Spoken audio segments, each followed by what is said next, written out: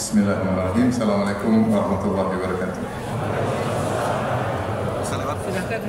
Alhamdulillahi ala ihsani wa syukrihi ala taufiqihi wa amtinani. Asyhadu an la ilaha illallah wahdahu la syarika lahu ta'ziman sya'ni wa asyhadu anna Muhammadan abduhu wa rasuluhu da'ila ridwani. Allahumma shalli alaihi wa ala alihi wa ashabihi wa ikhwani. Hadirin hadirat yang dirahmati Allah Subhanahu wa taala, insyaallah mulai kali ini kita lanjutkan dari kitab Riyadhus Shalihin dan saya masuk pada bab ke-13 ya. Bab tentang bayan kathrati turqil khair. Itu bab tentang penjelasan bahwasanya pintu-pintu pahala itu banyak. Pintu-pintu pahala itu banyak ya. Ini bab ini tujuannya agar kita semangat beramal soleh. Jangan sampai lalai. Sungguhnya kesempatan untuk beramal itu sangat banyak. Setiap saat kita bisa beramal soleh. Pintu-pintu kebaikan sangat banyak. Dan ini dibawakan oleh Imam Nawawi rahimahullah agar kita tidak membuang usia kita, membuang umur kita, dengan harapan setiap aktivitas kita bisa mendatangkan pahala. Setelah kita meninggal, kita tidak bisa lagi beramal, kita tinggal memanen hasil dari apa yang kita lakukan aktivitas selama masa kita hidup. Dan sebagaimana kita ketahui bahwasanya kalau seorang masuk surga maka levelnya sesuai dengan amal solehnya. Sebagaimana perkataan Ibnu Qayyim rahimahullah taala, an-najatu minan nar bil maghfirah, seorang selamat dari neraka karena ampunan Allah, wa dukhulul jannah bi rahmatillah, masuk surga karena rahmat Allah, wa iqtisamul manazil wa darajat bil a'mal, adapun level di surga dengan amal.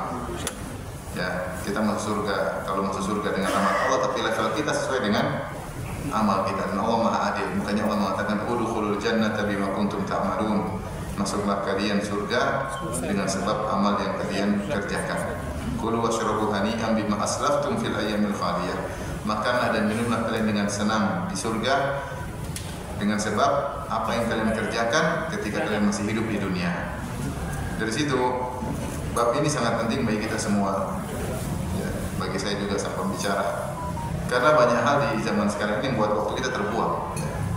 Adanya medsos, berita-berita yang tidak habis-habisnya, peristiwa ya, 1001 malam kisah di tanah air kita ya, luar biasa ya, tidak ada berhenti, berseri-seri lagi, satu kisah berseri-seri, belum selesai satu kisah muncul kisah berikutnya. Sutradaranya pintar banget ya, sehingga susah, tidak ada penghujungnya. Sehingga orang kalau kepo, maka dia akan habis umurnya. Jenggotnya putih karena ikut berita, bukan karena baca Quran. Ibu-ibu sampai keriput bukan karena diomelin suami, tapi karena ikut berita. Oleh karenanya, kesempatan-kesempatan beramal soleh jangan kita sia-siakan, baik lelaki maupun wanita. Disinilah pentingnya bab ini. Sampai ini termasuk bab yang sangat panjang. Al-Imam Nawawi rahimahullah dalam bab ini saya membawakan sekitar 25 hadis ya. Tapi sebagian sudah saya pernah jelaskan. Kita menuju kepada hadis berikutnya, itu hadis ke-15. Hadis ke-15 bab tentang bayan kathrati turufil khair, penjelasan tentang bahwasanya jalan-jalan kebaikan, pintu-pintu kebaikan, celah-celah kesempatan beramal itu sangat banyak, maka jangan disia-siakan. Baik, hadis berikutnya, anhu qala Rasulullah SAW bersabda, ala adullukum ala ma yamullahu bihi al-khataya wa yarfa'uhu bihi darajat. Maukah aku tunjukkan kepada kalian perkara yang bisa menghapuskan dosa-dosa dan bisa mengangkat derajat. Jadi jika kalian melakukannya, dosa kalian akan terampuni, terhapuskan, dan derajat kalian akan diangkat. Qalu bala ya Rasulullah. Para sahabat berkata, tentu ya Rasulullah. Qala isbabul wudu' alal makarih. Sempurnakan wudu meskipun dalam kondisi yang tidak menyenangkan. Kemudian wa kasratul khuta ilal masajid, berbanyak langkah menuju masjid. Wa intidhar sholati ba'da sholati, menunggu salat setelah salat selesai, menunggu salat berikutnya. Fadzalikumur ribat, dan itulah ribat. Apa itu ribat tadi kita jelaskan. Hadis ini riwayat Imam Muslim. Di sini Rasulullah SAW membuka hadisnya dengan memotivasi. Rasulullah tidak bilang sempurnakan wudu, ya, perbanyak ke masjid, tunggu sholat, tapi Rasulullah buka dengan motivasi. Maukah aku tunjukkan kepada kalian yang bisa menghapuskan dosa dan mengangkat derajat? Apa yang kita cari di dunia ini? Kita cari ingin dosa diampuni, derajat dinaikkan. Itu yang kita inginkan. Yang buat kita problem dalam hidup ini dosa. Masalah di keluarga, masalah di ekonomi, hidup tidak tenang, hati gelisah, semuanya karena apa? Karena dosa. Karena jauh dari Allah Subhanahu wa taala. Urusan jadi buntu, problem tidak ada solusi, ini semua karena dosa. Maka ampunan adalah hal yang sangat diimpikan oleh seorang hamba yang beriman. Bukan sekedar ampunan, kita ingin juga derajat ditinggikan. Maka Rasulullah memotivasi dengan dua hal yang merupakan cita-cita seorang mukmin: dosa diampuni, derajat ditinggikan. Makanya penghuni surga ketika masuk surga, kata Allah dalam surat Fatir, Alhamdulillahilladzi adhaba 'anna al-hazan inna rabbana laghafurun syakur. Segala puji bagi Allah yang telah menghilangkan segala kesedihan dari kami. Sungguhnya Rabb kami Laghafur, yaitu Maha Pengampun, yaitu mengampuni dosa-dosa. Syakur, Maha membalas dengan sangat banyak, yaitu amal sedikit tapi derajat ditinggikan. Itu dirasakan benar oleh penghuni surga, bahwasanya benar-benar mereka mau surga itu karena apa? Karena dosa diampuni, karena derajat dinaikkan. Karena Rabb kita Ghafur, Syakur. Ghafur artinya mudah maafkan dosa-dosa, Syakur itu membalas yang sedikit dengan yang banyak. Bingung ya ini? Tidak apa-apa. Baik, kemudian setelah itu para sahabat berkata, "Bala ya Rasulullah, tentu wahai Rasulullah. Kita ingin tahu amal apakah itu yang bisa menghilangkan dosa dan mengangkat derajat." Maka Rasulullah sebutkan 3 amal soleh. Yang pertama, isbagul wudu alal makarih, itu menyempurnakan wudu meskipun dalam kondisi yang tidak disukai. Kalau di Indonesia, insya Allah sih secara umum kita letaknya di iklim tropis, di khatulistiwa, sehingga tidak panas dan juga tidak dingin. Tapi kalau kita bicara di negara-negara lain yang ada 4 musim, seperti di Madinah misalnya, kalau lagi panas air sangat panas, kalau lagi dingin air sangat apa? Dingin. Makanya Rasulullah tetap menyuruh bagaimanapun kondisinya, terlalu dingin atau terlalu panas, berusaha tetap wudu sempurna. Wudu sempurna. Ya. Tentu kalau wudu sekali itu wajib. Kalau bisa 2 sampai 3 kali. Meskipun kondisi tidak menyenangkan. Ya, kalau mungkin panas kita dinginkan dulu. Ya. Kalau dingin ya kita pelan-pelan. Yang penting 3 kali wudu lebih baik. Dan itu pahalanya besar. Seorang berusaha menyempurnakan wudunya meskipun dalam kondisi yang tidak menyenangkan.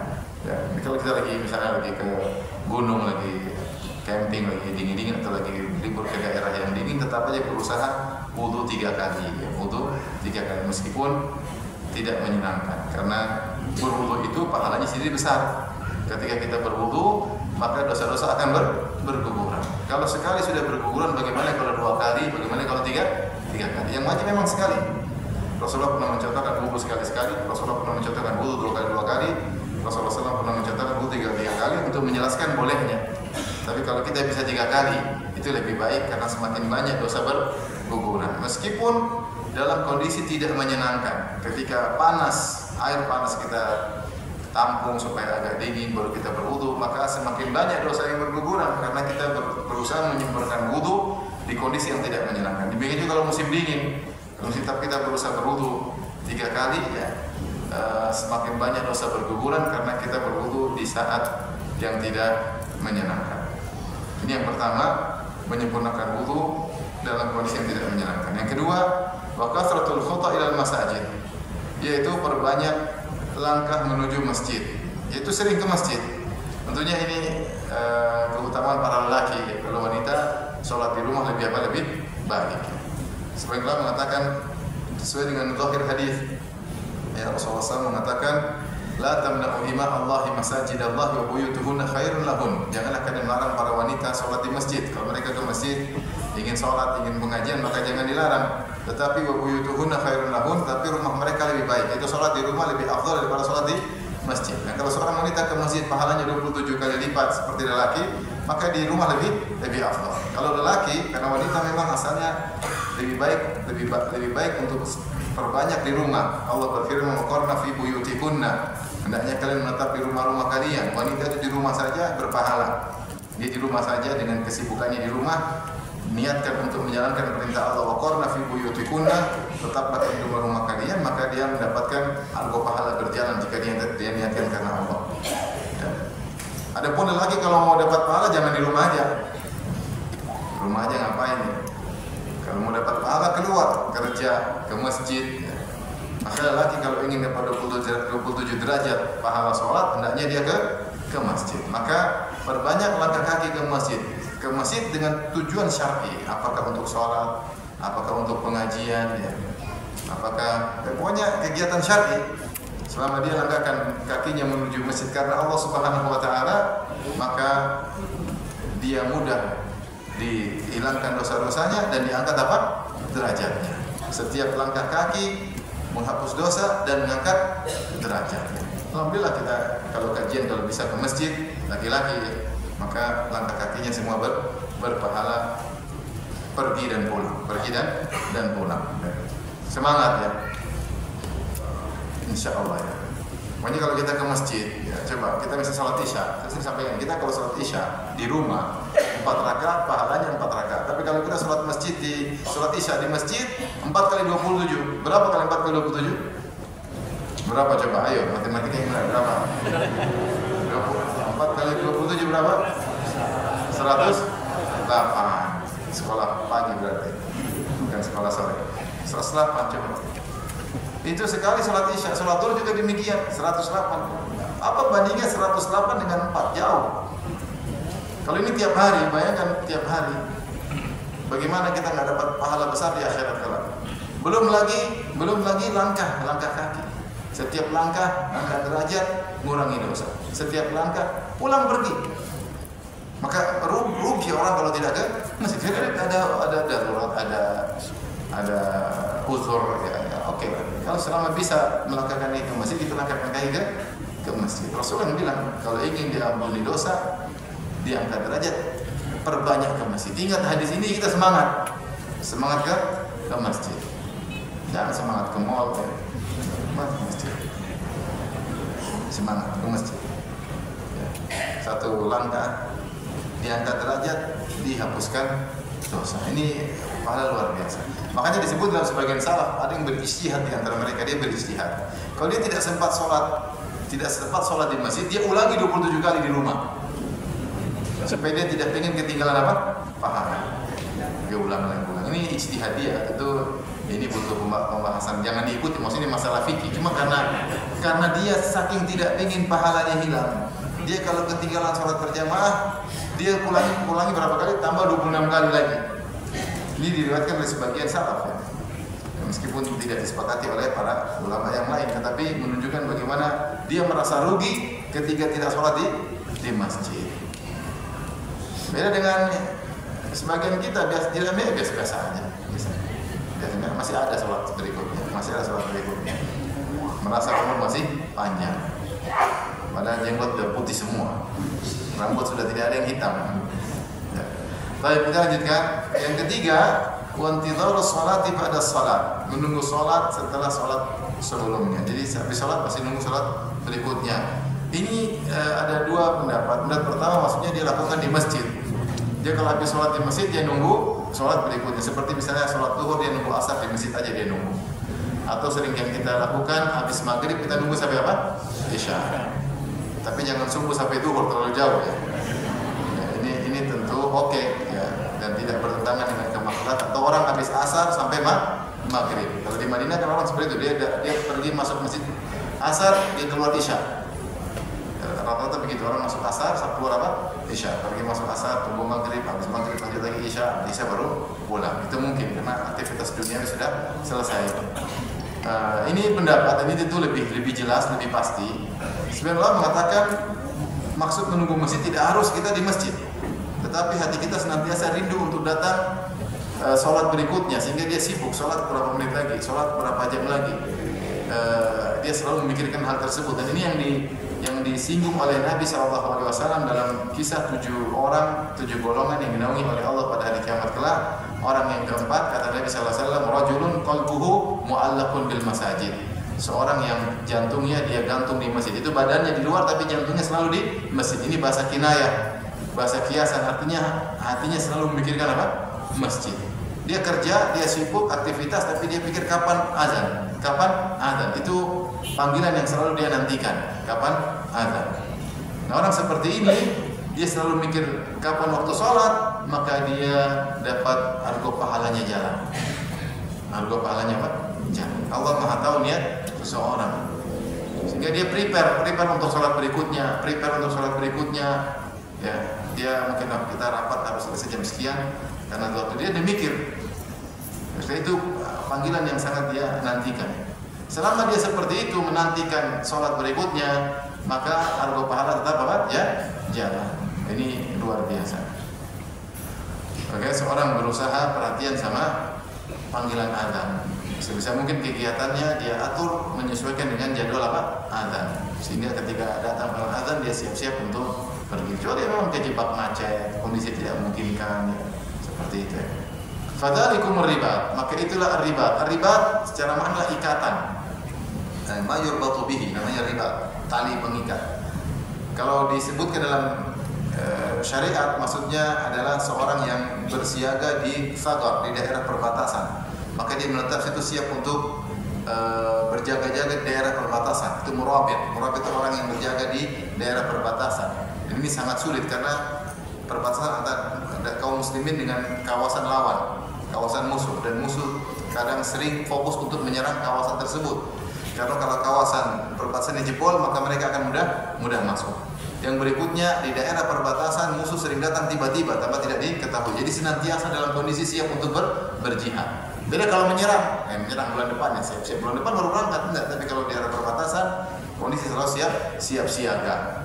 Ya, ini disebut ribat. Atau ribat maksudnya dia mengatakan yaitu dia selalu mengurus kudanya, kapan dia siapkan untuk diikat untuk siap bertempur, sehingga dia perhatian sama kudanya karena sewaktu-waktu bisa dipanggil untuk bertempur dan dia gunakan kudanya tersebut untuk bertempur.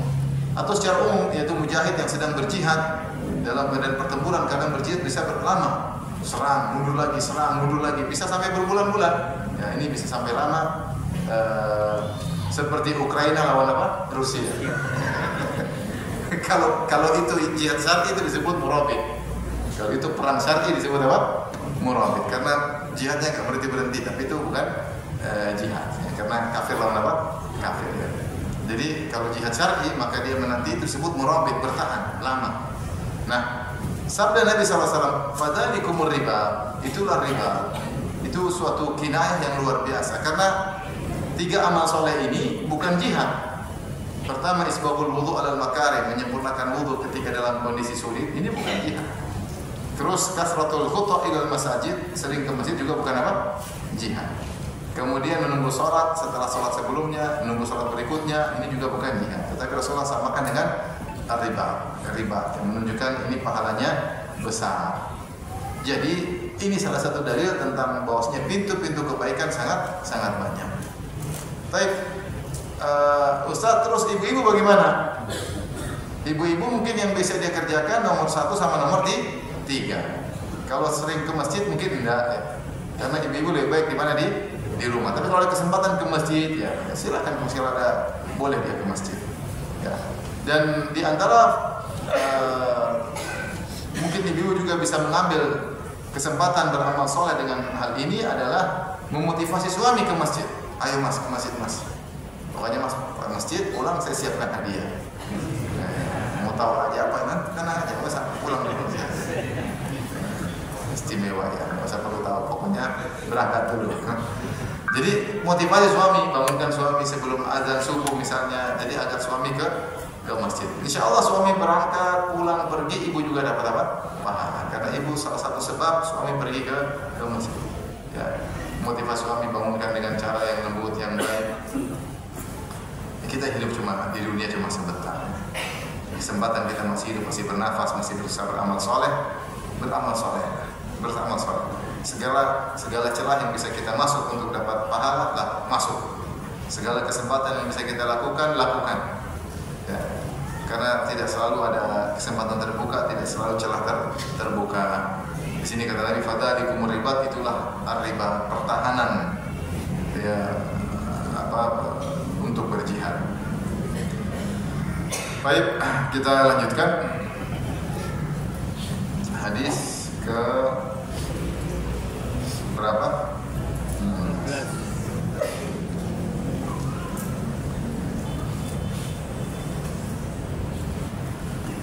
Hadis berikutnya as-sadis asyar an Abi Musa al-Asy'ari, dari sahabat yang mulia Abu Musa al-Asy'ari radhiyallahu anhu. Qala Rasulullah sallallahu alaihi wasallam, dia berkata, Rasulullah SAW bersabda, man shallal bardaini dakhala al-jannah. Siapa yang salat dua salat yang dingin, maka dia masuk surga. Muttafaqun alaih. Ya, diriwayatkan Imam Bukhari dan Muslim. Al-bardani as-subhu wal asr. Salat al-bardan, kata Imam Nawawi rahimahullah taala, atau ditafsir oleh para ulama, al-bardan maksudnya salat subuh dan salat apa? Asar. Dikatakan salat subuh dan salat asar dengan al-bardan, dua salat yang dingin, karena itu adalah dingin ditinjau dari sebelumnya. Zuhur di puncak-puncak panas, kemudian panas berkurang, akhirnya masuk waktu dingin atau di waktu apa? Asar. Demikian juga subuh, biasanya itu puncak dingin, ya. Puncak dingin ketika apa? Subuh. Ketika subuh, dan itulah orang enak-enaknya tidur. Enak-enaknya apa? Tidur. Asar pun demikian, orang pulang kerja enak-enaknya apa? Tidur. Sehingga banyak orang sholat asar yang lewat, ya. Atau dia lagi sibuk-sibuknya, sehingga sholat asar akhirnya terlewatkan atau tertunda. Maka di sini Rasulullah motivasi para lelaki atau secara umum, ya, wanita maupun lelaki, untuk jangan lupa fokus terhadap dua sholat ini. Ini dua sholat yang sangat mulia. Kalau sholat fajar, ya Allah sampai bersumpah wal fajar, ya, demi fajar. Di antara tafsir para ulama, maksudnya karena di situ ada sholat fajar. Ya.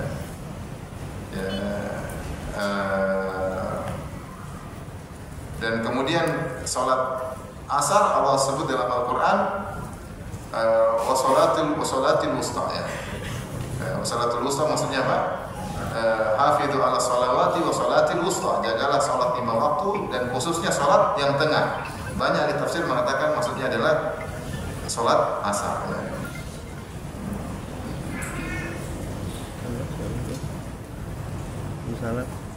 Kemudian inna Qur'an al-fajri kana masyhuda. Bacaan salat di waktu surat fajar disaksikan oleh malaikat, ya. Jadi ini dua salat yang utama. Tentunya tidak menyampaikan salat-salat yang lain. Semua salat mulia, tetapi ini salat spesial karena ada ayat-ayat khusus menyebutkan secara khusus dua salat ini. Selain itu, dua salat ini penting. Datang dalam satu hadis Rasulullah SAW bersabda, laisa ahadun minkum illa innakum satarawna rabbakum kama tarawna al-qamara lailatal badri la tudhamuna fi ru'yatihi. Sungguhnya kalian semua akan melihat Allah, ya, pada hari kiamat kalian, ya, sebagaimana kalian melihat rembulan, yaitu melihat Allah, lihatnya ke atas. La tudhamuna fi ru'yatihi. Ketika kalian melihat Allah, kalian tidak berdesak-desakan. Beda kalau fokusnya di depan, maka yang tinggi akan menghalangi yang pendek, atau yang jauh semakin tidak kelihatan. Tetapi kalau Allah kalian lihat mudah, maka tidak perlu berdesak-desakan. Kalian akan melihat Allah.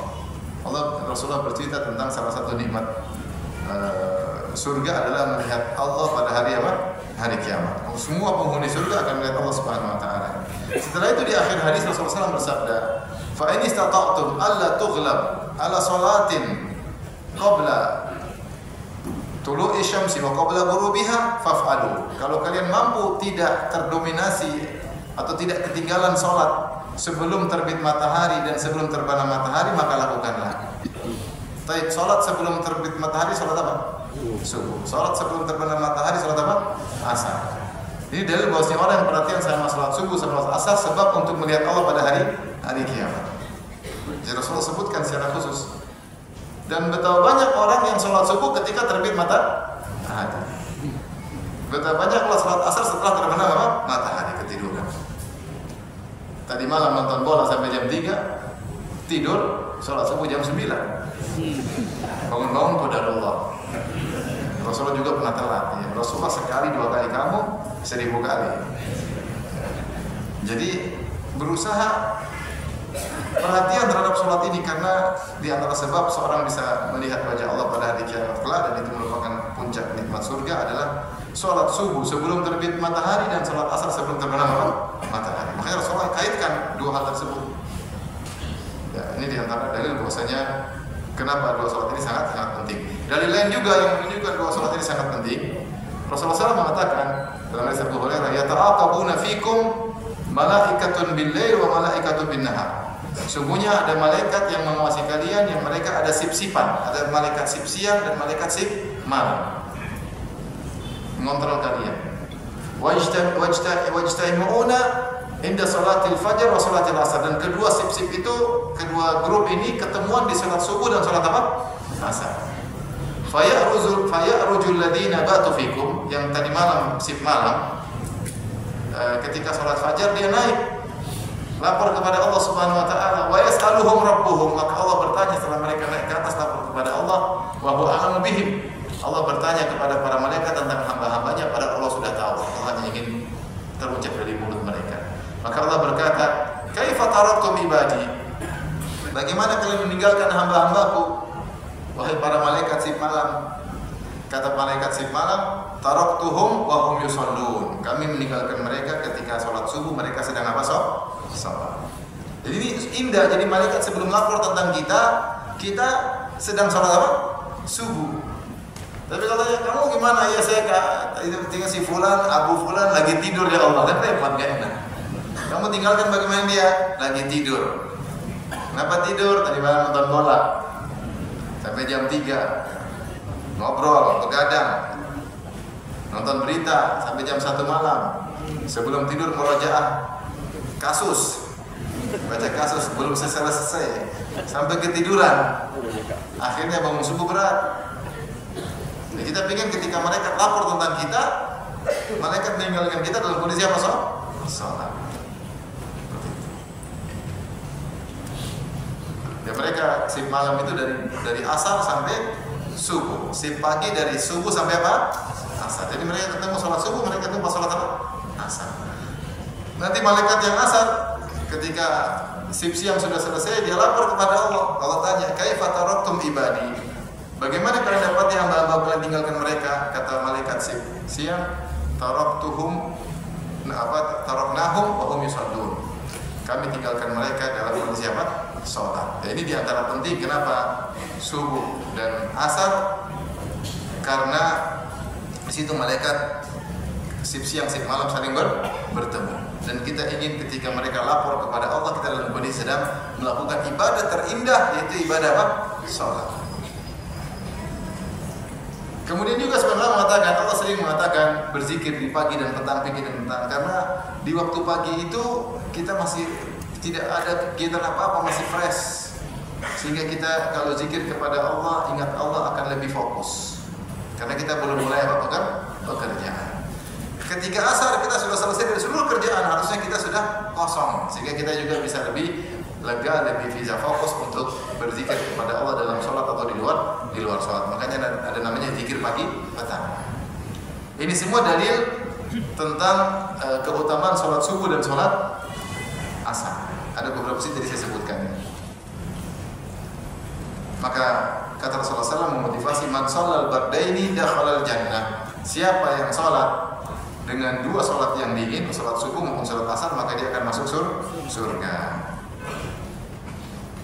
Berusaha kita sholat subuh, sholat asar, sebisa mungkin dengan sholat yang terbaik. Dalam riwayat juga Rasulullah mengatakan, "Lam yalijan nar ahadun shalla qabla tulu'i syamsi wa qabla ghurubiha." Tidak akan masuk neraka orang yang sholat sebelum terbit matahari dan sebelum terbenam matahari. Sholat apa maksudnya? Subuh dan asar. Dalam riwayat Rasulullah mengatakan, "Man shallal bardain dakhalal jannah." Siapa yang sholat subuh, sholat masuk surga. Siapa yang sholat subuh, sholat asar masuk surga. Dalam riwayat yang lain, tidak akan masuk neraka orang yang sholat subuh dan sholat apa? Asar. Adapun sholat maghrib isya insya Allah mudah. Insya Allah mudah pulang. Langsung sholat maghrib isya, sholat zuhur. Yang rawan sholat subuh sama sholat asar.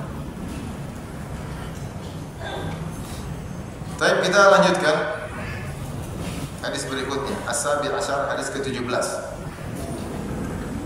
Anhu, yaitu dari Abu Musa al-Asy'ari radhiyallahu anhu, qala Rasulullah sallallahu alaihi wasallam bersabda, "Idza maridal abdu aw safar kutiba lahu mithlu ma kana ya'malu muqiman sahihan." Jika seorang hamba sakit atau bersafar, maka tetap dicatat baginya amal soleh yang biasa dia kerjakan ketika dia tidak bersafar dan dalam kondisi sehat. Ini Rawahul Bukhari, hadis riwayat Bukhari. Ini adalah pintu kebaikan yang luar biasa, yang mudah, bonus dari Allah Subhanahu wa taala. Karena yang Allah nilai adalah kebiasaan seseorang. Kata Nabi, "Idza maridul abdu aw safar." Jika seorang sakit atau sedang bersafar, ketika dia sakit dia susah beramal soleh. Ketika dia safar banyak amal soleh yang bisa dikerjakan, tidak bisa dikerjakan. Ternyata apa? Kutiba lahu mithlu ma kana ya'malu muqiman shahihan. Maka tetap dicatat bagi dia amal soleh yang biasa dikerjakan ketika dia sehat dan ketika dia tidak sedang bersafar. Ini bonus dari Allah Subhanahu wa taala. Sehingga motivasi kita kalau kita lagi sedang sehat, lagi sedang tidak safar, kita banyak amal soleh. Karena nanti kalau ada uzur kita sedang sakit atau ada uzur kita sedang safar, arba pahala amal soleh yang bisa kita kerjakan tetap berjalan. Contoh, seorang ketika tidak sedang bersafar, dia biasa sholat malam, dia biasa puasa sunnah, dia biasa sholat rawatib, dia biasa silaturahmi. Kalau dia tidak sedang bersafar nih, dia biasa silaturahmi, dia biasa ikut kajian, terus dia bersafar kerja. Bersafar, taruhlah jadi apa? Jadi pelaut. Ternyata di kapal 2 bulan, 3 bulan. Ini luar biasa. Selama 2 bulan, 3 bulan, apa yang dia kerjakan selama ketika dia tidak bersafar tetap dicatat oleh Allah Subhanahu wa taala. Ketika dia bersafar, dia tidak sholat rawatib karena dia kosor, jamak kosor. Kemudian dia ikut pengajian di mana? Tidak ada ustadz di kapal tersebut. Tidak ada. Malah godaan macam-macam. Tidak ada. Dia mau silaturahmi bagaimana? Tidak ada. Silaturahmi biasanya ketemu ibunya, langsung jenguk bapaknya. Tidak bisa dia lakukan karena sedang bersafar. Tapi karena selama ini ketika dia sedang mukim, dia melakukan semua kegiatan, maka amal soleh terus mengalir. Ini tidak bersafar. Demikian juga seorang ketika sedang sehat, dia mampu beraktivitas, misalnya dia pergi ke masjid, jalan kaki jauh, dia kuat, dia bangun malam kuat sholat lama, dia mungkin bantu orang angkat apa karena dia apa sehat, jadi dia sehat. Dia puasa sunnah karena dia apa sehat. Banyak aktivitas, dia menyenangkan istrinya, dia ajak jalan-jalan anaknya karena dia sehat. Tapi ketika dia sakit itu semua tidak bisa dia lakukan. Tidak bisa dilakukan. Orang yang biasa sujud ketika tidak bisa sujud benar-benar sedih. Saya masuk rumah sakit operasi nggak bisa sujud. Apalagi operasi terus harus tidur di opname sampai beberapa hari. Mau rukuk nggak bisa, mau sujud nggak bisa. Tetapi tetap aja dicatat pahala karena biasanya dia ketika sehat dia ibadah, dia sujud, dia rukuk. Kalau sehat, kita sering ajak istri, menyenangkan istri, kita ajak jalan-jalan misalnya. Ya mungkin tidak ke Paris tapi ke Tegal misalnya. Itu jalan-jalan naik kereta, jalan-jalan ikan nasi goreng. Beli pizza susah, pisang goreng. Jadi akhirnya kita ketika menyenangkan anak istri, kita mampu ketika sehat karena Allah. Itu amal soleh atau bukan? Amal soleh. Ketika kita sakit kita nggak bisa. Anak-anak bilang dia jalan-jalan nggak bisa, tapi lagi sakit. Istri saya nggak bisa. Maka pahala terus. Bayangkan kalau Allah mentakdirkan seorang sakit 7 tahun. Ada nggak orang sakit berkepanjangan? Ada. Sungguh rugi kalau ternyata ketika dia sehat, dia ternyata biasa-biasa saja. Tapi ketika dia sehat ternyata dia aktivitas agamanya kuat. Ketika dia sakit 7 tahun, 10 tahun sampai mati akhirnya amal pahala tetap jalan. Kenapa amal pahala tetap jalan? Karena Allah tahu kalau dia sehat dia pasti melakukan. Itulah di antara dalil ketika sebagian ateis mengatakan Allah tidak adil. Kenapa tidak adil? Kenapa kalau ada orang kafir hidupnya cuma 60 tahun dia kafir, kemudian kalau masuk neraka abadi? Kenapa bisa demikian? Karena tidak adil, kan amal dia terbatas, kafir dia cuma 60 tahun. Kenapa Allah balas neraka abadi? 60 tahun tidak dibandingkan, tidak ada bandingin ke abadi. Abadi itu triliunan juga enggak, masih lebih panjang abadi. Di antara bantahan para ulama, karena Allah tahu kalau dia hidup 1 triliun tahun pun dia begitu-begitu juga. Sehingga dia dihukum seperti itu. Sama, seorang mukmin cuma beribadah 60 tahun, ternyata diganjari oleh Allah dengan surga abadi selama-lamanya. Karena Allah tahu kalau dia hidup sampai 1 triliun tahun, dia pun tetap akan beribadah. Maka ketika kalau ada orang sehat, dia melakukan amal soleh, dia sehat 7 tahun, sakitnya 20 tahun. Ada orang seperti itu, subhanallah. dia balik, kemudian dia sehat, kemudian dia nikah, punya anak, terus sakit sampai bertahun-tahun, 15 tahun dan meninggal dunia. Sakitnya dipanggil daripada sehatnya. Selama dia sakit, amal soleh tetap dicatat karena itu kebiasaan dia. Itu kebiasaan dia. Maka ini benar-benar bonus luar biasa dari Allah Subhanahu wa taala. Makanya dalam hadis ketika Rasulullah berkata tentang kun fid dunya ka'annaka gharibun aw sa'iru sabil. Jadilah kau di dunia seperti gharib, orang asing atau sekedar orang numpang lewat. Ya, orang musafir yang sedang beristirahat kemudian lanjutkan perjalanan. Setelah itu Ibnu Umar berkata, ya, khudh min sihatika qabla limaradik, khudh min sihatika limaradik wa hayatika limautik. Manfaatkanlah sehatmu untuk sakitmu. Kenapa? Kalau kau manfaatkan sehatmu, nanti ketika kau sakit pahala tetap berjalan. Wa hayatika limautik, dan gunakan kesempatan hidupmu sebelum matimu. Kalau kau hidup ya tadi hasilnya kau akan rasakan ketika sudah meninggal dunia. Maka ini ikhwan, jangan sia-siakan kalau lagi sehat. Rasulullah telah mengatakan, nikmatani maqbulun fihi ma katsirun minan nas. Dua nikmat yang manusia terpedaya, tidak dimanfaatkan dengan sebaik-baiknya. As-sihhatu wal faragh, itu sehat dan waktu luang. Nah, ibu-ibu ini banyak waktu luang, ibu-ibu. Banyak waktu luang. Bapak pasti waktu luang sedikit. Karena suka nonton berita, jadi waktu luang sedikit. Ibu Instagram kebanyakan. Jadi kalau di rumah kan insya Allah ada waktu. Benar, sebagian wanita luar biasa ngurus anak, ngurus rumah, waktunya sedikit. Kita dapati sebagian wanita luar biasa. Sebagian wanita masya Allah duduk manis di rumah, ada bibi, ada membantu. Mumpung dia punya waktu luang, manfaatkan sebaik-baiknya. Waktu luang sehat, ada waktu luang ngaji, belajar tahsin, baca Quran, ya.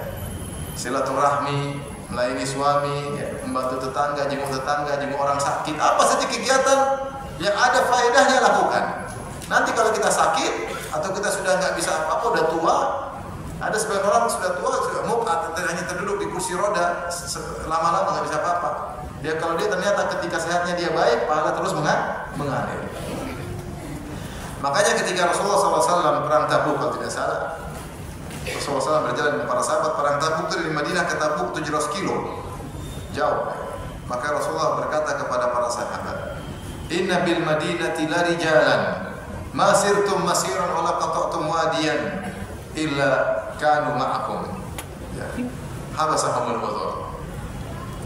Kata sahabat, lahum ma'ana. Kata Rasulullah SAW, sungguhnya sahabat sedang berjalan melewati lembah, naik gunung, turun gunung. Kata Nabi SAW, sungguhnya di Madinah ada sekelompok orang yang tidaklah kalian berjalan dengan suatu jalan kecuali mereka ikut jalan bersama kalian.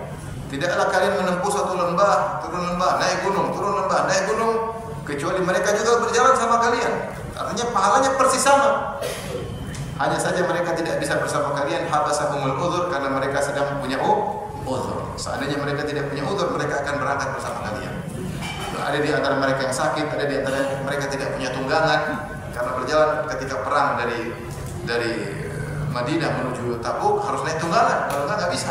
Terlalu jauh, 700 kilo. Tetapi ketika mereka tidak ikut karena ada udhur, ya, maka pahala mereka sama dengan yang berjalan. Yang Allah nilai adalah kebiasaan seseorang. Jadi kalau kita biasa sholat malam, kemudian kita safar capek, lagi safar, aduh capek sekali bangun, nggak bisa sholat malam. Kita dapat pahala karena kita biasanya sholat malam. Apalagi kalau kita safar ternyata kita sholat malam, bonus lagi. Kita nggak sholat malam saja tetap dicatat sholat malam. Gimana kalau kita sholat malam, bonus lagi. Kita bisa memanage waktu. Maka ini penting bagi kita semua, bagi ibu sekalian, untuk memanfaatkan kesempatan, waktu, kemudian kesehatan untuk beramal soleh. Nanti kalau ada udhur yang menghadang, kita tidak bisa melakukannya, arwah pahala tetap berjalan. Ini adalah bonus luar biasa dari Allah Subhanahu wa taala.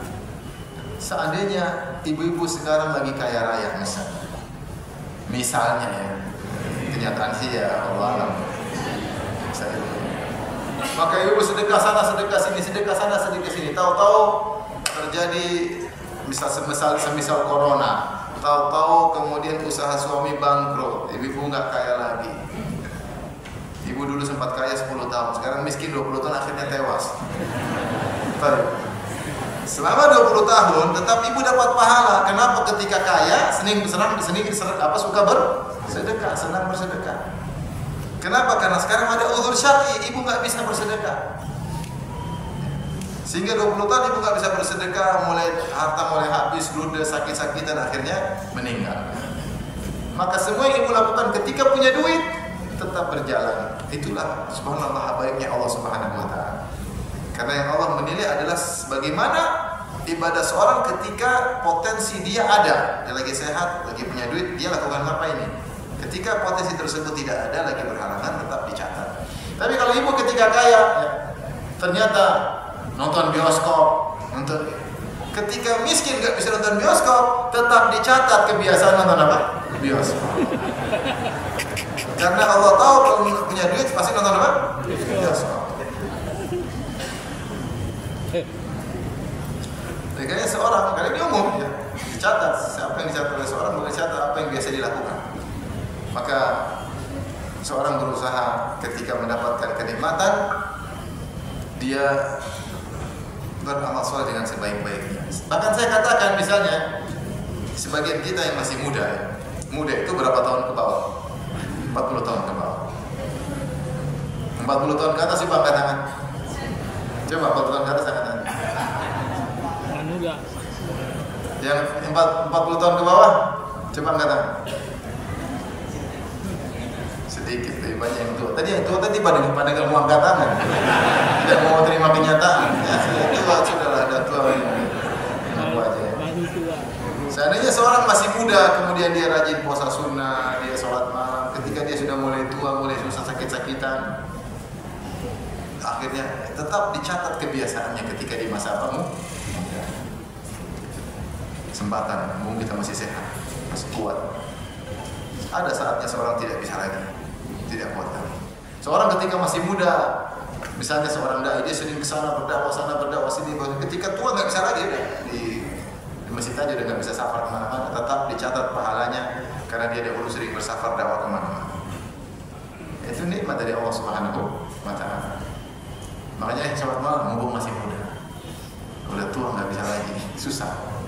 Berat, tidak seperti muda. Ayo umroh masih kuat.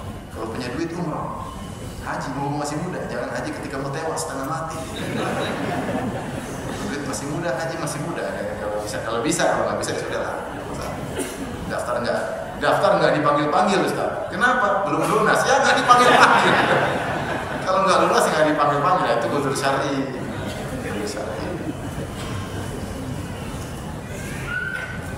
Jadi mumpung dikasih kesempatan, kita beramal. Kapan ada halangan, kita tetap dicatat pahala oleh Allah Subhanahu wa taala. Baik, kita lanjutkan al-hadits ats-tsamin asyar. Hadis ke-18, an Jabir radhiyallahu anhu qala Rasulullah sallallahu alaihi wasallam. Dari Jabir radhiyallahu anhu Rasulullah bersabda, "Kullu ma'rufin shadaqah." Setiap kebaikan adalah sedekah. Rawahul Bukhari. Hadis riwayat Bukhari. Ini lebih umum lagi, bosnya pintu kebaikan sangat banyak. Semua ma'ruf. Ma'ruf itu suatu yang baik, baik secara syar'i maupun secara urf tradisi. Orang tahu ini baik. Senyum sama orang baik atau tidak? Baik. Bantu orang baik. Kata-kata baik sama orang itu juga baik. Ramah kebaikan, sopan santun kebaikan, rasa malu kebaikan. Ini semua kebaikan yang ada dalilnya. Seandainya tidak ada dalilnya tapi tradisi mengatakan itu baik, tidak bertentangan dengan syariat, maka itu adalah kebaikan. Tapi usahakan setiap kebaikan yang kita lakukan karena Allah Subhanahu wa taala. Semua kebaikan yang kita lakukan sama orang kita niatkan karena Allah, karena secara hukum asal. La ajra illa an hisbah. Kata Nabi, tidak ada pahala kecuali kalau diniatkan ihtisab. Diniatkan ihtisab karena mencari wajah Allah. Kalau tidak diniatkan ihtisab, tidak niatkan karena Allah, maka tidak ada pahalanya. Ini hukum asal. Kecuali ada beberapa amal yang tidak perlu niat. Nanti akan kita bahas. Secara umum semua amal harus ada niatnya. Semua kebaikan harus ada niatnya. Makanya saya sering sampaikan hal ini.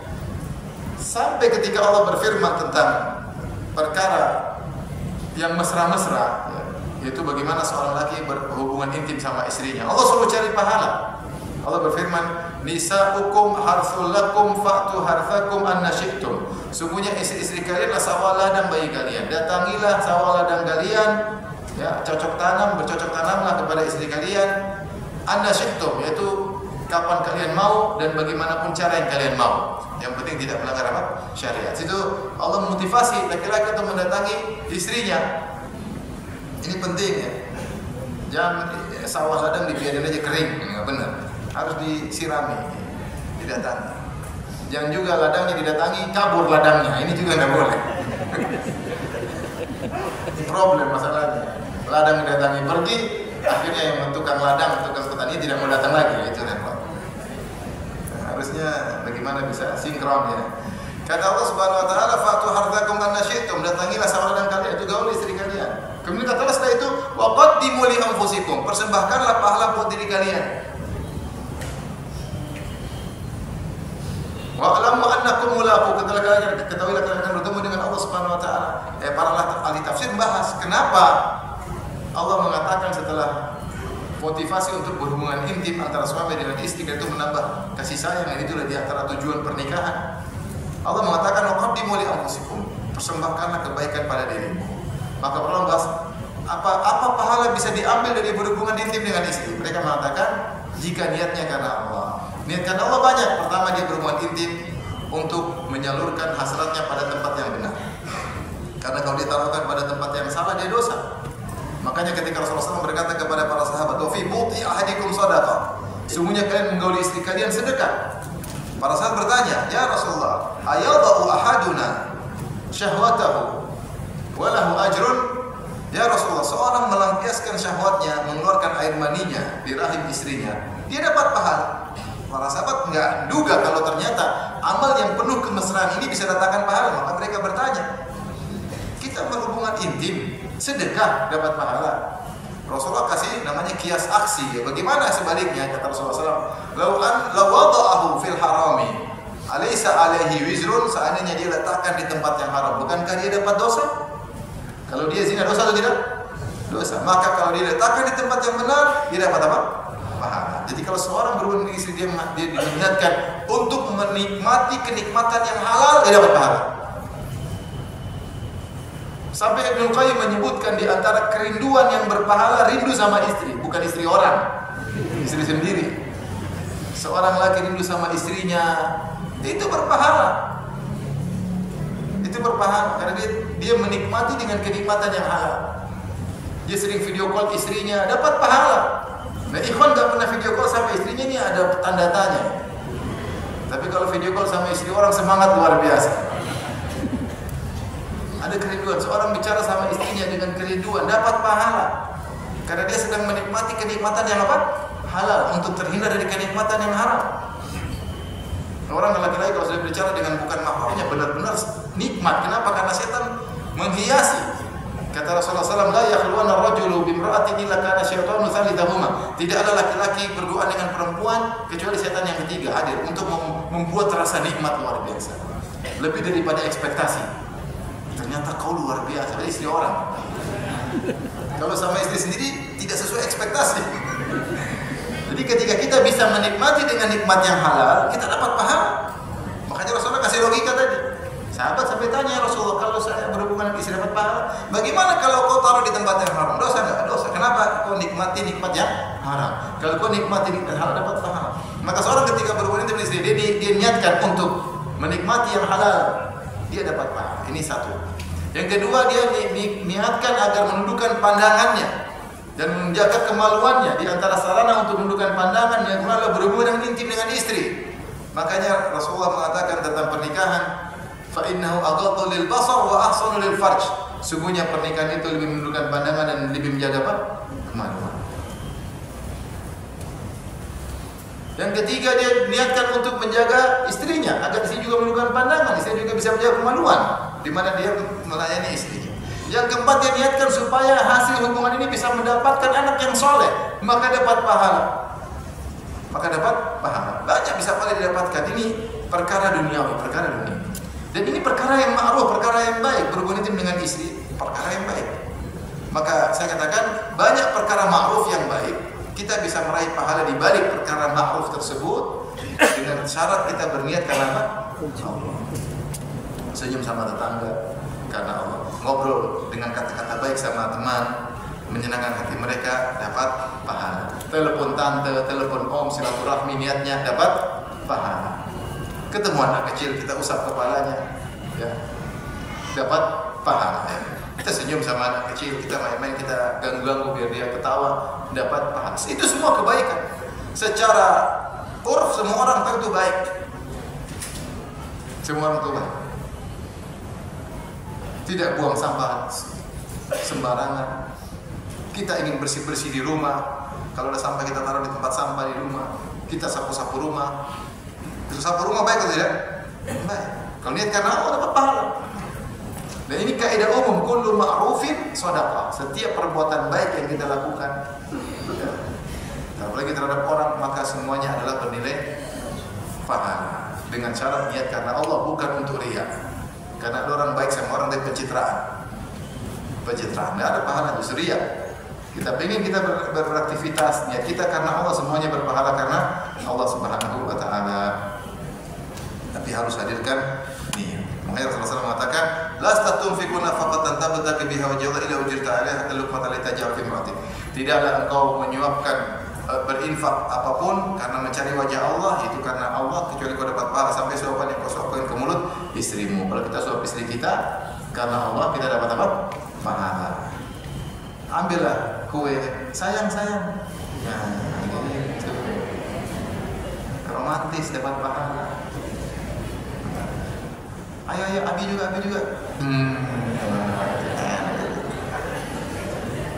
Itu cuma waktu cuma lagi awal nikah, ya, bulan madu.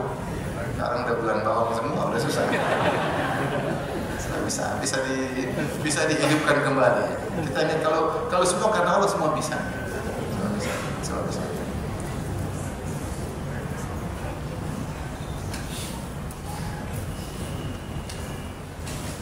Baik, kita lanjutkan hadis berikutnya. Hadis al-hadis tasir asyar, hadis ke-29. Anhu qala ke hadis 19. Anhu, sudah tahu bahasa Arab ya? Saya bilang tasir asyar, terjemah 29 saja. Ada terjemahannya. Hadis 19. Anhu qala Rasulullah sallallahu alaihi wasallam bersabda dari Jabir. Ma min muslimin yagrisu gharsan illa kana ma ukila minhu lahu sadaqah wa ma suriqa minhu lahu sadaqah wa la yarzaquhu ahadun illa kana lahu sadaqah. Rawahu Muslim. Rasulullah SAW bersabda, tidaklah seorang muslim menanam sebuah pohon. Gars itu tanam, ya, yang ditanam. Kalau zara itu yang apa, seperti padi, seperti jagung. Kalau ditanam itu pohon, maksudnya apa? Pohon. Tidaklah seorang menanam sebuah pohon, lantas dimakan darinya, itu ada hewan yang makan, ada manusia lewat makan darinya tanpa izin dia, kecuali menjadi sedekah baginya. Bahkan lebih ekstrim daripada ini, wa ma suriqa minhu, ternyata dicuri. Dia sudah bikin mangga, sudah taruh mangga yang bagus-bagus, sudah ditato, hilang mangganya. Kecuali adalah jadi sedekah. Seperti di kampung salah satu kerabat, ada yang dia tanam mangga. Nanti orang kampung itu datang, begitu sudah masa diambil. Ya, diambil, dia bilang ini tumbuh di tanah nenek moyang kami. Iya, tapi kita udah beli tanahnya. Dia asal masuk ambil. Dia bilang ini kan kamu tinggal pendatang, tinggal jadi ini tumbuh di tanah nenek moyang kami. Jadi datang ambil, dia petik semua. Ini namanya bukan pencuri, namanya perampokan. Kalau pencuri kan tidak ketahuan, ini perampokan. Di depan mata dia ambil, nggak bisa apa-apa. Atau sebaliknya, ada orang yang gitu, ada tumbuhan diambil, ini tanah Tuhan katanya. Subhanallah. Ada atau tidak seperti itu? Ada. Akhirnya ambil aja tanah Tuhan. Dia tanah Tuhan yang tanam saya, yang kasih pupuk saya, terus kau yang ambil. Saya juga makhluk Tuhan, bukan kau saja. Jadi ini kalau perampokan depan mata. Ini sekarang wasuri kominhu, mama suri ini curi nggak tahu hilang. maka jadi sedekah. Wala yarzaquhu ahadun, dan tidak ada yang mengurangi pohon tersebut itu diambil ya, dengan dimakan dengan cara yang benar atau dicuri, kecuali menjadi sedekah baginya. Ini diantara amal yang kata para ulama dikecualikan. Seorang artinya ini menunjukkan bahwasanya pintu pahala itu banyak. Kau tanam pohon tidak niat apa-apa, ternyata diambil, ada burung, aduh kau usir-usir burung, burungnya tetap aja ngambil. Kau usir-usir monyet, tetap aja monyet ambil duriannya misalnya. Ya sudah, kau jengkel tapi kau dapat apa? Pahala sedekah. Sampai kalau dicuri, ada curi tahu dapat sedekah. Kalau kita tahu pencurinya dilapor polisi nggak lapor, tapi karena kita nggak tahu tetap jadi apa? Sedekah. Jadi sedekah. Sebagian ulama seperti Syekh Utsaimin mengatakan ini hiburan, atau sebenarnya mengatakan ini hiburan bagi kita karena terkadang kita terkena musibah atau uang kita hilang. Itu tidak hilang secara hilang di dunia di mata kita, tidak hilang secara hakikat. Akan ada pahalanya di mana? Di akhirat. Nah, aduh hilang sekian, aduh uang sekian hilang. Ya sudah, itu insya Allah jadi apa? Sedekah. Ini contoh bahwasanya ada amal yang tidak perlu niat tetap dapat pahala. Wa fi riwayatin lahu, dalam riwayat yang lain, fala yagrisil muslimu gharsan, dengan syarat dia seorang muslim. Tidaklah seorang muslim menanam suatu tanaman. Fayaqulu minhu insanun, kemudian ada orang lewat makan dari pohon tersebut. Wala dabatun, atau hewan makan. Wala tairun, atau burung yang makan. Illa kana lahu shadaqatan ila yaumil qiyamah, kecuali akan menjadi sedekah baginya sampai hari kiamat. Saudara-saudara kita yang punya beras kan sering usir-usir burung kan? Mereka bikin burungnya datang atau bikin burungnya pergi? Pergilah, sampai dibikin orang-orangan. Seandainya burung-burungnya berhasil makan, mereka dapat pahala. Dapat, meskipun mereka jengkel, dapat pahala. Ini bonus dari Allah Subhanahu Wa Taala. Ya. Meskipun tidak diniatkan. Kalau bisa dia tembak untuk semua burung, dia tembak. Cuma nggak bisa. Dia tembak pahala. Jadi sudahlah, tetap dapat pahala. Itu depan mata, yang tidak ketahuan dicuri aja dapat pahala. Ini menunjukkan bahwasanya pintu pahala banyak. Seorang sabar dalam menjalani kehidupan. Dan kalau apalagi kata Syekh Utsaimin, apalagi kalau dia niatkan. Ada orang lewat, silakan. Ada kawan punya kebun, dia beli kebun, dia tidak bisa ngurus. Tumbuh banyak durian, orang masyarakat datang ambil aja terserah. Yang penting batang pohonnya jangan dibawa pergi. Tidak ambil buah-buahnya, ambil, dapat pahala subhanallah. Dia tidak niatkan saja, seandainya mereka curi dapat pahala nggak? Dapat, apalagi kalau dia niatkan dapat pahala plus. Silakan. Sebagai sebenarnya Allah mengatakan sudahlah kalau ada korma nggak usah diikat-ikat. Sampai ada yang bilang begitu. Kalau pas ada burung makan biarin aja, kita dapat pahala dari burung. Kita nggak tahu dapat surga lewat mana. Jangan-jangan gara-gara niatkan memberi makan burung kita dapat apa? Pahala. Masuk surga. Taib wa fi riwayatin lahu, dalam riwayat yang lain, la yagrisu muslimun gharsan, tidaklah seorang muslim menanam suatu tanaman. Wala yazra'u zar'an, dan tidak juga bercocok tadi seperti sawah dan yang semisalnya jagung. Ya, jadi menanam tanaman atau menanam pohon. Fayaqulu minhu insanun, kemudian ada manusia yang makan. Au dabatun, wala dabatun, tidak ada hewan yang makan. Wala syai'un, apapun yang makan. Mau manusia, mau hewan, kalau jin pun bisa makan, biarin aja.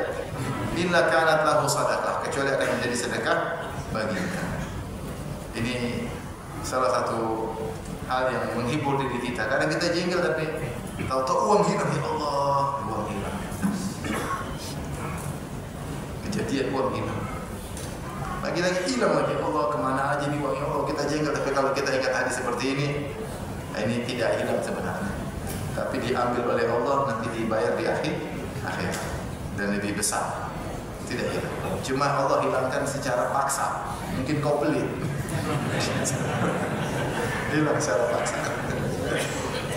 Sedekah, curi sedekah ini. Dicuri tapi bernilai apa? Sedekah. Ya udah.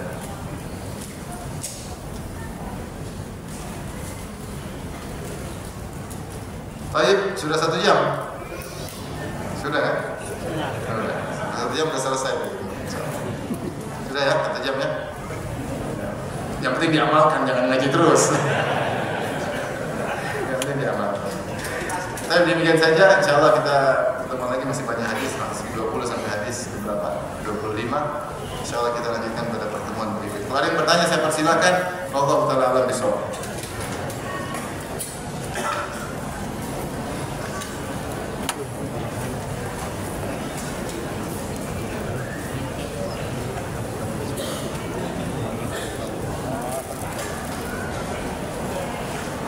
Afwan Ustaz, izin bertanya, apakah boleh takmir masjid tidak mengadakan salat Jumat pada saat kurban Idul Adha jatuh hari Jumat dan diganti dengan salat zuhur? Tidak, salat Jumat harus tetap dijalankan. Sebagian, jadi kalau bertemu Jumat dan salat Id dalam satu waktu, ini ada khilaf di kalangan para ulama. Pendapat yang paling ringan, boleh tidak salat apa? Yang penting kalau salah satunya tidak perlu. Tetapi Jumat tetap disiapkan. Karena ada orang yang ingin sholat apa? Jumat. Jadi takmir masjid harus tetap menyelenggarakan sholat Jumat. Yang mau sholat yang enggak. Pendapat yang lebih kencang maksudnya itu adalah di zaman Nabi dulu tempat Jumat cuma satu, jadi orang-orang dari tempat yang jauh datang sehingga mereka berkumpul. Kalau mereka setelah sholat Id mereka pulang suruh balik lagi berat. Jadi dengan orang kota tetap harus Id dan harus Jumat. Ini pendapat yang berat. Tapi saya bilang tadi kalau kita mengambil pendapat yang paling ringan, jika sudah dilakukan salah satunya tidak perlu lagi yang lainnya. Tetapi pihak takmir masjid harus tetap menyelenggarakan karena sehingga memfasilitasi orang yang ingin sholat dua-duanya. Apakah melakukan umroh dan ibadah-ibadah lainnya di bulan haram pahalanya juga dilipat gandakan? Demikian pendapat sebagian ulama bahwasanya itu lebih utama. Ya, karena bulan haram Allah mengatakan fala tadlimu fihinna anfusakum, janganlah kalian berbuat dosa di bulan-bulan haram. Berarti dosa di bulan haram dilipat gandakan atau kualitasnya jadi besar, maka sebaliknya pahala juga demikian.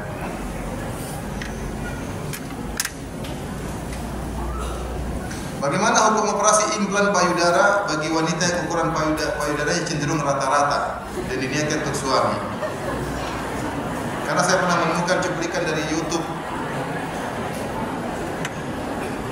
Ustaz Firanda mengatakan boleh saja bagi wanita yang ukuran dadinya seperti laki-laki. Atau dari yang kalau tidak normal boleh. Jadi operasi begini ada dua.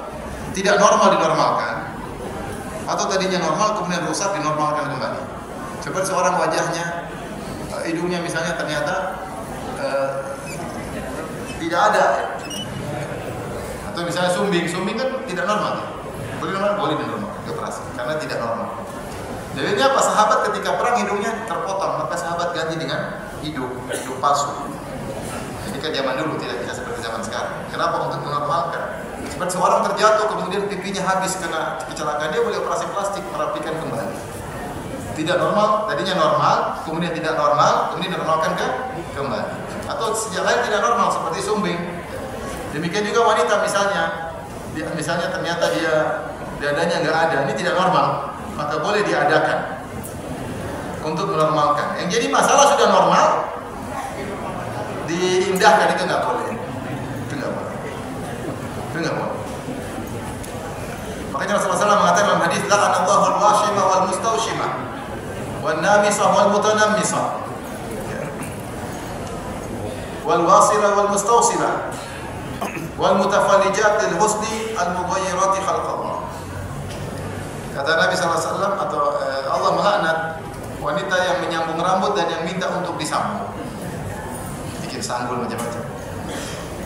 Dan Allah melaknat wanita yang mentato dan minta untuk ditato. Ini semua wanita, karena zaman dulu yang sudah bersuara wanita. Di zaman dulu, sekarang yang tato banyak laki-laki malah. Kemudian Nabi SAW mutanamisah, wanita yang mencukur alis dan yang minta untuk dicukur supaya indah. Jadi alisnya dicukur habis, kasih spidol lurus. Keren, menantang katanya. Wal mutafallijat, yang mengkikir giginya. Dulu kalau masih muda itu ada pagar celah indah. Ketika orang semakin tua giginya semakin lumpuh karena banyak garam, terlalu banyak garam dimakan. Jadi itu banyak kehidupan. Ini menumpuk, ketika menumpuk supaya indah dia kikir. Dulu wanita Arab suka melakukan demikian. Kata Rasulullah, terlaknat wanita seperti ini. Dia menghiasi giginya dengan dikikir supaya seperti muda kembali. Ya boleh, pakai gigi normal, numpuk dikit normal. Oleh karenanya kaidah umum, jika memperindah yang sudah indah, ini namanya merubah ciptaan Allah. Rasulullah mengatakan al-mughayyirati li khalqillah. Dia merubah ciptaan Allah. Ini dasarnya ini perempuan. Dan Allah sebutkan, setan sudah mengatakan, wala amurannahum fala yughayyirunna khalqallah. Aku akan perintahkan mereka terus bisikin, akhirnya mereka rubah ciptaan Allah. Dan jadi masalah sekarang yang suka bersolek bukan cuma perempuan. Yang suka rubah-rubah bukan cuma perempuan. Sekarang laki-laki juga bersolek. Sekarang bukan cuma artis yang bersolek, sebagian ustaz juga bersolek. Repot. Sehingga kalau ternyata giginya sudah bagus, dipasang behel, tarik lagi kawat ke belakang, sebenarnya sudah bagus. Ini nggak boleh.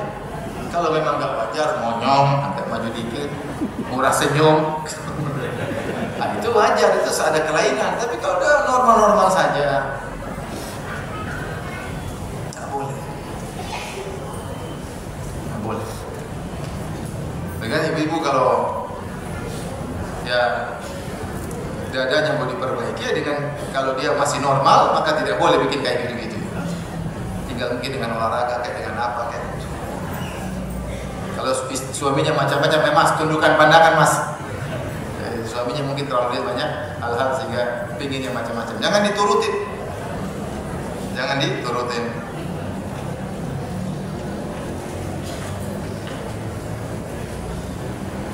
Kalau kita korban seekor kambing, kemudian pada waktu pengambilan hak daging kita, bolehkah kita minta daging kambingnya dan tukar dengan daging sapi? Nah itu bebas, itu kan kambing kita. Kita mau tukaran sama orang boleh, tapi kita nggak boleh syaratkan. Kalau saya boleh nggak tukar, boleh-boleh aja, nggak ada masalah. Tapi kan sunnahnya kita makan daging dari hasil apa namanya kita sendiri. Tapi boleh-boleh, itu boleh kita mau tukar, kita nggak ambil juga boleh. Sapi dong gantian, ya, boleh juga. Yang punya sapi juga mau. Karena yang punya sapi kan dia boleh ambil, dia polisinya boleh dia sedekahkan, boleh dia bagi-bagi, boleh-boleh aja. Tapi di antara sunnahnya kita makan hasil dari kambing yang kita potong.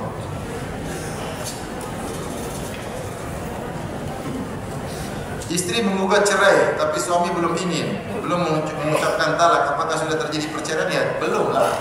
Yang jatuhkan cerai laki-laki, bukan perempuan. Dan pada masa-masa ini, sebelum semua proses cerai diurus atau selesai secara sah pisah, istri semerta-merta sudah berhubungan dengan laki-laki lain.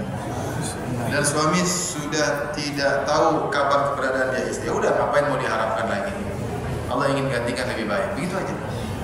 Allah gantikan lebih baik. Jangan paksa engkau untuk berbahagia dengan wanita yang tidak solehah. Oh, tugasmu nasihati. Mungkin kenapa dia begitu, mungkin kita juga yang salah, kita nasihati. Kalau ternyata nggak bisa qadarullah, udah jangan, ya sudah. Dia sudah kesemsem sama laki-laki, lu mau tarik-tarik bagaimana? Ya udah, cari yang lain. Masih banyak bunga-bunga di luar sana. Masih banyak kembang-kembang. Antum hanyalah kambing di antara sekian ribuan. Wudu 3 kali lebih sempurna. Apakah itu bukan pemborosan? Kan wudu cuma air dikit.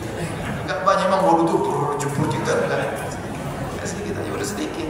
3 kali supaya semakin banyak dosa kita keluar.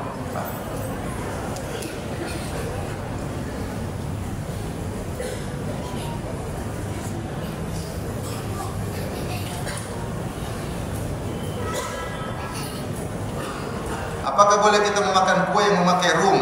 Sesuai info dari penjualnya, rumnya halal. Ini saya nggak tahu. Kalau ada halal, ada stempel halal ya, nggak apa-apa. Saya nggak tahu ada rum halal, rum haram, saya nggak tahu.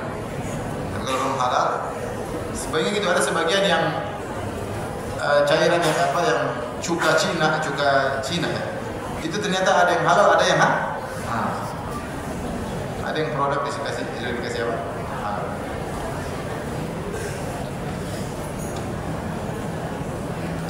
Saya izin bertanya, anak istri pertama, semenjak suami saya menikah lagi, anak hanya dikasih nafkah batin. Saat istri yang lain berhalangan haid atau nifas. Tapi saat jatah malam mabit, anak nyaris nggak pernah dapat. Sampai anak minta, bahkan sampai ngemis-ngemis. Beliau nggak mau kasih. Bahkan beliau menyarankan karena menggunakan alat bantu. Pertanyaannya, bolehkah pakai alat bantu? Nah, ini suami Bahlul. Enggak kuat poligami lagi. Enggak kuat poligami. Maksudnya ini ya was-was istri di. Ya begitulah. Kalau suaminya hadir bertakwa sama Allah. Jangan begitu. Zalim. Siapa yang punya istri dua, kemudian dia condong kepada salah satunya, datang pada hari kiamat badannya miring. Ya akhi miring. Akhi kenapa akhi? Enggak apa-apa. Enggak apa badan miring. Jenggot miring, dagu miring, ini miring.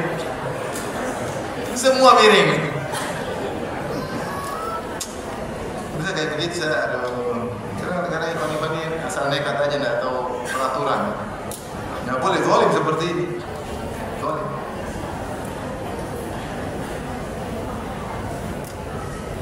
Mana yang lebih afdal untuk laki-laki, sholat di rumah atau tetap ke masjid, tapi masjidnya banyak bid'ahnya? Sholat di masjid aja, sholat di masjid. Kecuali sangat terganggu nggak bisa khusyuk, ya itu lain, bid'ahnya tingkat tinggi, nggak bisa. Datang udah ribut sana ribut sini, udah tim. Kalau masih bisa mengontrol hati, sholat ke masjid. Karena kita dapat pahala 27 kali lipat. Demikian saja. Allah Ta'ala bisawab. Subhanallah bihamdik. Asyhadu an la ilaha illa anta